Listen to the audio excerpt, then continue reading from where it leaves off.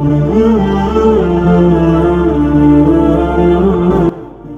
ابو ہریرہ رضی اللہ تعالیٰ عنہ فرماتے ہیں کہ نبی کریم صلی اللہ علیہ وسلم ایک شخص کے پاس سے گزرے جس نے اناج کا ڈھیر لگایا ہوا تھا، تو اللہ کے محبوب پیغمبر نے جب اس اناج میں اپنا ہاتھ مبارک ڈالا تو معلوم ہوا کہ اس بندے نے ملاوٹ کی ہوئی ہے اناج میں۔ تو اللہ کے پاک پیغمبر نے فرمایا من غش فلیس منا، کہ جو شخص ملاوٹ کرے وہ ہم میں سے نہیں ہے۔ تو یہ وعید اتنی سخت وعید ہے۔ اللہ کے پاک پیغمبر فرماتے ہیں کہ جو ملاوٹ کرتا ہے اس کا مجھ سے کوئی تعلق نہیں ہے، جو ملاوٹ کرتا ہے وہ اپنے آپ کو میرا امتی مت کہلائے، جو ملاوٹ کرتا ہے وہ میری سفارش کی امید نہ رکھے، کیونکہ میرا اس سے کوئی تعلق ہی نہیں۔ تو یہ وعید بڑی سخت وعید ہے۔ آج دیکھیے کہ ہر چیز میں ملاوٹ ہے، چینی میں ملاوٹ، گھی میں ملاوٹ، دال میں ملاوٹ، دودھ میں ملاوٹ، ہر چیز میں ملاوٹ ہو رہی ہے، اور اللہ کے پاک پیغمبر کی اس حدیث مبارک کو بس سے پشت ڈالا جا رہا ہے۔ حضرت عمر رضی اللہ تعالیٰ عنہ کا دور خلافت تھا۔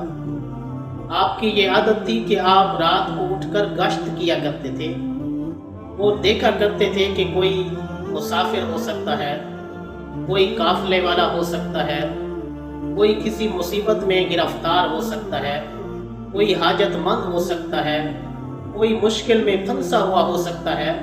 تو اس وجہ سے حضرت عمر رضی اللہ تعالیٰ عنہ کی یہ عادت تھی کہ آپ مدینہ سے باہر نکلتے تھے، چکر لگاتے تھے تاکہ دیکھ کر آئیں۔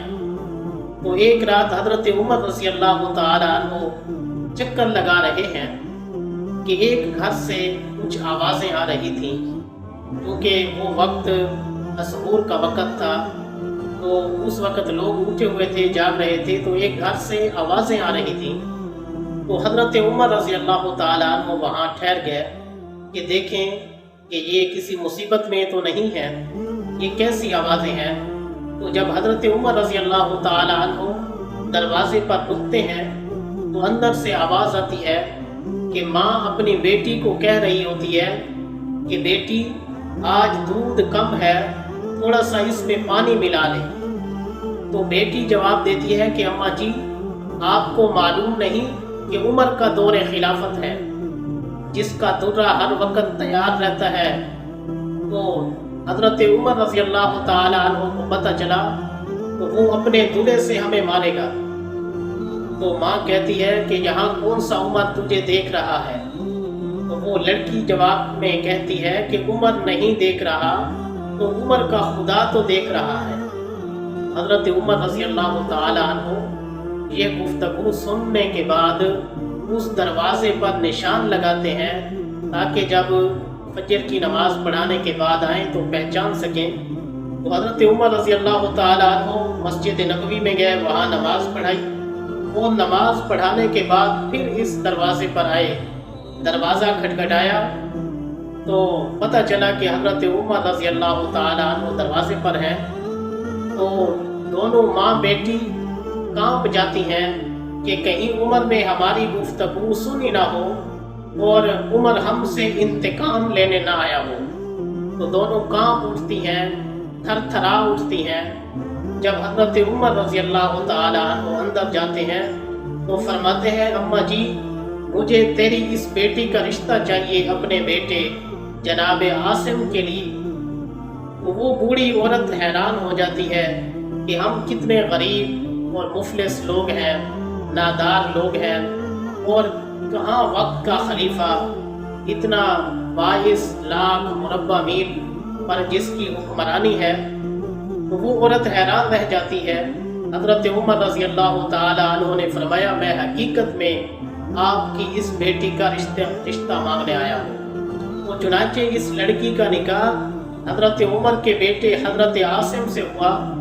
پھر حضرت عمر رضی اللہ تعالی عنہ کی عادت تھی کہ جب صبح کے وقت عدالت کی طرف جاتے تھے تو اس بچی کو بلاتے تھے اور کہتے تھے کہ اے بیٹی ذرا وہی جملہ دہرانا جو آپ نے اپنی ماں کے سامنے بولا تھا تو وہ بچی بولتی تھی کہ عمر نہیں دیکھ رہا تو عمر کا خدا تو دیکھ رہا ہے۔